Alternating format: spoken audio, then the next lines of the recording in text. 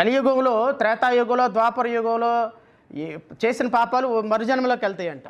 కలియుగంలో ఉన్న గొప్పతనం ఏంటంటే చేసిన పాపాలు ఇప్పుడే అనుభవించాలంట. కలియుగంలో ఆ కలియుగంలో చేసినటువంటి పాపాలు ఇప్పుడే అనుభవిస్తారు.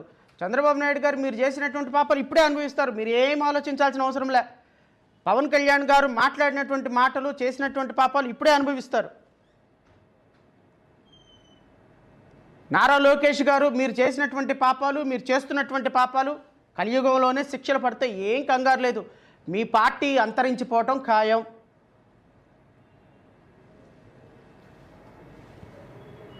ఎందుకు అంటే ఏ విధంగా డిఫెండ్ చేసుకోవాలో అర్థం కాని పరిస్థితి. జరుగుతున్న పరిణామాలు బహుశా తెలుగుదేశం చరిత్రలో, జనసేన చరిత్రలో ఊహించని పరిణామాలు.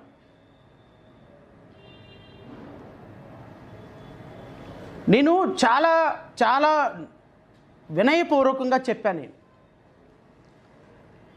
నేను మళ్ళీ రాష్ట్ర ప్రజలకు చెప్తున్నా, మళ్ళీ నేను రిక్వెస్ట్ చేస్తున్నా.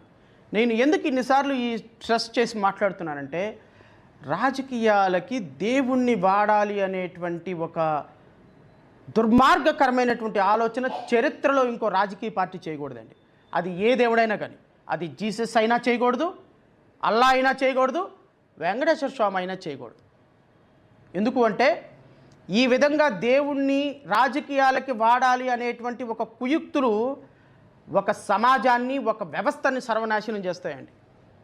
నేను ఎందుకు ఇంత స్పష్టంగా మాట్లాడుతానంటే, జాకీర్ హుస్సేన్ అని ఒక అతను 8 మంది ప్రధానమంత్రుల దగ్గర, పాకిస్తాన్ ప్రధానమంత్రుల దగ్గర 8 మంది ప్రధానమంత్రుల దగ్గర అడ్వైజర్గా పనిచేశాడు.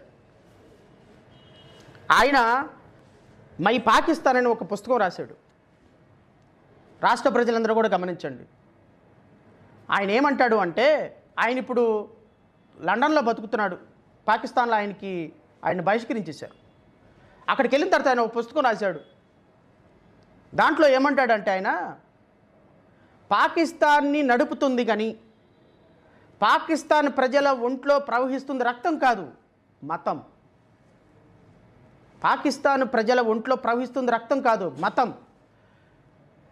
ఒక మతాన్ని ఏ విధంగా ప్రజల డెవలప్మెంట్ ఆశించకుండా, ఎడ్యుకేషన్ ఆశించకుండా, పిల్లల యొక్క న్యూట్రిషన్ ఆలోచించకుండా, పుట్టే తల్లుల యొక్క మరణాల శాతం, పుట్టుతున్న బిడ్డల యొక్క మరణాల శాతం, వాళ్ళ పౌష్టికాహార శాతం, పిల్లలకి ఎడ్యుకేషను, పిల్లలకి ఎంప్లాయ్మెంటు, పౌష్టికాహారం, జీవన ప్రమాణాలు, వీటి మీద పాకిస్తాన్లో డిస్కషన్ ఉండదండి. ఒకటే డిస్కషన్, ముస్లిము లేదా ఇండియా మీద దేశం. ఇవి రెండే. ఆయన ఇంకా ఎక్స్టెంట్కి వెళ్ళి ఏం రాస్తాడంటే, ఎవరన్నా పొడిచారనుకోండి, మన భారతదేశంలో అయితే ఆయనకు మరణశిక్ష లేకపోతే 14 ఏళ్ళ లైఫ్ ఇంప్రిజన్మెంట్ పడుద్ది. పాకిస్తాన్లో ఎవరన్నా ఎందుకు పొడిచావా ఆయన అంటే, భారత మాతాకి జై అన్నానికి పొడిచిస్తానండి అంటే కేసు లేదట. అంటే మతాన్ని, ఒక దేశం మీద ద్వేషంతో అక్కడ యువతను పెంచుతున్నారు ఆ దేశస్థులు.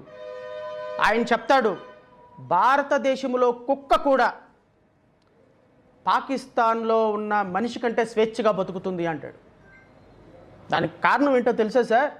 పవన్ కళ్యాణ్ గారు, మీరు అనుకున్న సనాతన ధర్మం కాదు సార్. మీరు అనుకున్న సనాతన ధర్మం కాదు.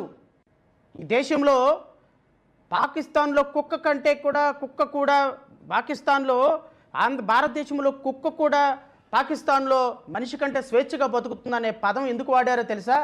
ఈ దేశ రాజ్యాంగం అన్ని మతాలను గౌరవించమని, స్వేచ్ఛగా బ్రతకమని, ఏ మతం యొక్క మనోభావాలను దెబ్బతీయకూడదని రాజ్యాంగం రాసినటువంటి ఒక పటిష్టమైనటువంటి ఆర్టికల్స్ ఈరోజు ఈ దేశంలో ఇంత స్వేచ్ఛగా అందరి మతాలు బతకడానికి ఉంటుంది. మీలాంటి వాళ్ళు వచ్చి క్రిస్టియన్లకి, ముస్లిమ్స్కి, హిందువులకి తగులు పెట్టేసేసి మీ యొక్క పగర్భాలు, మీ యొక్క పబ్బం గడిపేసుకునేటువంటి ఒక ప్రయత్నం చేసి భారతదేశాన్ని పాకిస్తాన్ లాగా చేయాలని, ఒక మతోన్మాద దేశంగా చేయాలనేటువంటి ఆలోచన మీకు వచ్చింది అని చెప్పటానికి ఈ ఉదాహరణ వాడా.